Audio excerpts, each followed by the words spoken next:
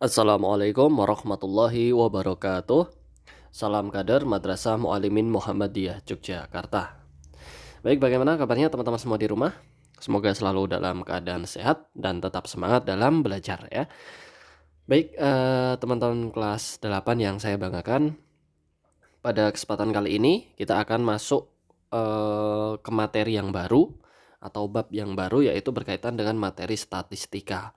Nah, tentunya, untuk materi statistika ini nanti tidak akan banyak menemui kesulitan ya, karena dulu waktu SD ya, waktu di sekolah dasar teman-teman sudah mendapatkan materi statistika ini ya.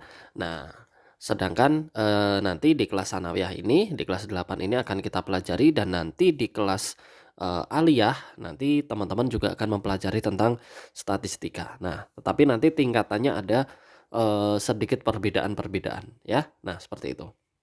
Baik, itu sedikit, gambaran dasar terkait dengan materi statistika ya.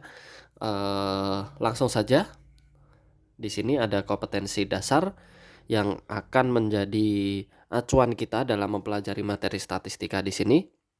Yang pertama, nanti di sini ada, teman-teman diminta untuk menganalisis data berdasarkan distribusi data, nilai rata-rata, median, modus, dan sebaran data ya.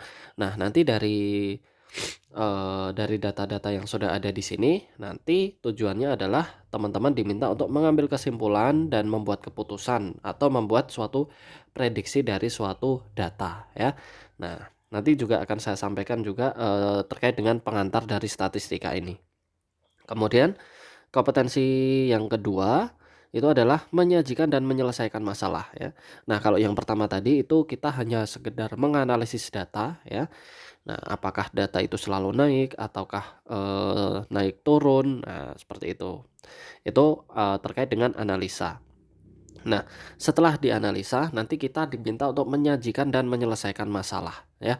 Nah, nanti untuk permasalahan-permasalahan ini nanti tergantung dengan, soal-soal yang diberikan ya, yang berkaitan dengan, tentang statistik ya, data statistik. Nah, nanti seperti itu.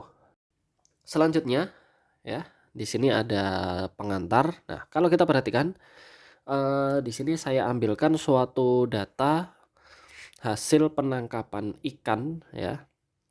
Ini hasil penangkapan ikan selama 6 tahun, yaitu dimulai dari tahun 2003 sampai tahun 2008. Nah, untuk yang data yang berada di sebelah kiri ini ya, yang naik ini, itu merupakan data yang menunjukkan banyaknya jumlah tangkapan ya. Nah, ini dalam ribuan ton ya.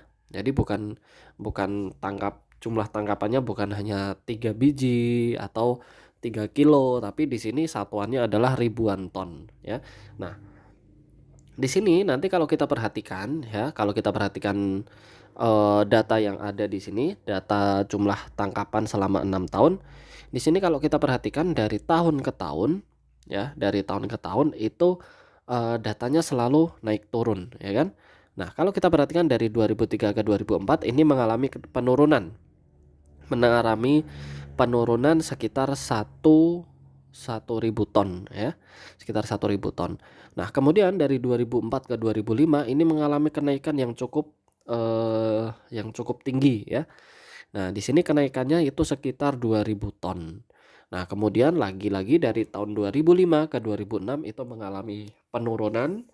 Kemudian dari 2006 ke 2007 itu mengalami kenaikan lagi, dan dari 2007 dan sampai 2008 itu mengalami penurunan. Nah, karena tadi, materi kita ya dari kompetensi dasar tadi itu menunjukkan bahwa, kita juga bisa menentukan suatu prediksi, maka di sini kita juga, bisa ya memprediksi bahwa kemungkinan besar di tahun 2009 ini akan mengalami kenaikan lagi ya, di mana nanti kenaikannya itu jelas berada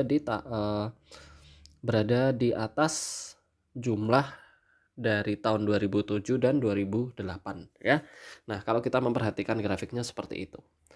Nah, ini sedikit, pengantarnya ya, sedikit pengantar di materi statistika. Kemudian selanjutnya di sini ada peta konsep. Peta konsep terkait dengan apa yang akan kita pelajari. Jadi statistika di sini itu terbagi menjadi dua. Ya, di sini ada pemusatan data dan ada penyebaran data.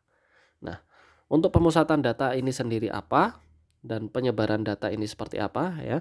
Nah, untuk pemusatan data ini itu adalah data-data yang sering kali kita jumpai nanti ya. Seperti min, median dan modus. Nah, untuk hari ini nanti saya akan menjelaskan sedikit tentang materi pemusatan data. Dan insya Allah pada pertemuan selanjutnya kita akan masuk ke penyebaran data ya. Nah, di sini yang pertama untuk ukuran pemusatan data, yang pertama di sini ada min. Ya, apa itu min? Min itu adalah nilai rata-rata dari sekumpulan data ya. Nah, kalau kita perhatikan tadi suatu tabel hasil penangkapan dari selama 6 tahun tadi, kita bisa mengambil rata-ratanya ya. Dari tahun 2003 sampai 2008 rata-rata penangkapan setiap tahun berapa. Nah, itu nanti bisa kita hitung dengan menggunakan min atau rata-rata. Kemudian selanjutnya di sini ada median atau nilai tengah ya, nilai tengah suatu data. Nah, median ini nanti caranya adalah kita akan mengurutkan datanya terlebih dahulu ya. Jadi sebelum kita menentukan nilai tengahnya, maka kita akan menentukan atau kita akan mengurutkan datanya terlebih dahulu ya. Nah, kalau dari data tadi itu dari 2003 sampai 2008 mengalami kenaikan dan mengalami penurunan hasil penangkapan, maka nanti dalam menentukan median ini kita tidak hanya terpatok pada tahunnya saja ya. Nah, kita tidak terpatok pada tahunnya saja, tetapi di sini yang akan kita cari tahu itu adalah nilai tengahnya ya, nilai tengah dari data, bukan nilai tahunnya. Nah, kemudian yang terakhir di sini ada modus ya. Modus ini adalah nilai yang sering muncul ya.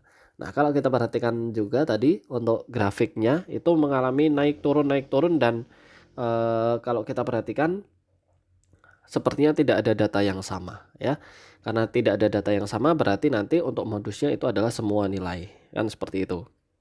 Nah, tetapi nanti ketika ada soal ya, ketika ada soal-soal maka mesti ada salah satu nilai yang jumlahnya lebih banyak dibanding nilai yang lain ya.